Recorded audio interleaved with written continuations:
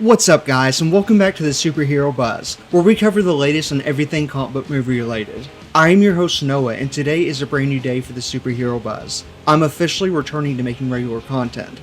And what better way to celebrate than to talk about the Spider-Man Brand New Day trailer. Now I'm not going to be doing a full breakdown. I'm only going to focus on one particular scene showing Spider-Man going up against the Hand, in which characters Marvel intentionally edited out of this scene, and they may not be who you expected.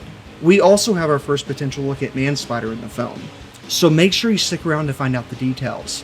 Anyways, let's dive right in. Now this scene in particular has caused a lot of speculation amongst fans. It's the scene from the trailer where we see Spider-Man going up against the Hand, and if we look closely on Spider-Man's side, it appears that Marvel has intentionally edited out some characters, which wouldn't be the first time they've done this. We all remember how they cut Tobey and Andrew from the No Way Home trailer.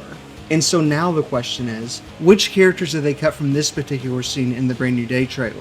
We first have to look at the placement of the ninjas. The top three ninjas are either looking at Spider-Man or somebody right below him, and the bottom three are clearly looking at somebody different. And given the awkward placement of the ninjas, there's a lot of speculation on if they cut out one or two characters from the scene. And I believe they actually cut two characters, but who are they exactly? I've seen a lot of people speculate that one of these characters might be Daredevil, which makes sense due to his connection to the Hand. And we also saw Matt Murdock appear in Spider-Man No Way Home, serving as Peter's attorney. And given how one of the Daredevil Born Again Season 2 directors stated that the events in the new season will take place before Spider-Man Brand New Day, and that some of the characters will also tie into Spider-Man. And given her statement, this scene in particular would be the perfect opportunity to see this team up finally happen, serving as one of the big reveals of Spider-Man Brand New Day, similar to how Tobey and Andrew were for No Way Home.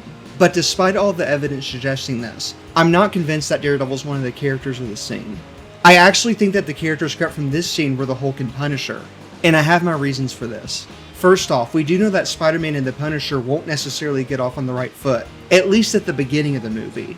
And we're also set to see Dr. Banner become Savage Hulk at some point in the film. And according to numerous reports, we're also set to see the trio clash with one another in a gritty street-level conflict, where they'll eventually set aside their differences and team up to take on the true antagonist of the film, which we can all agree is MJ's new boyfriend.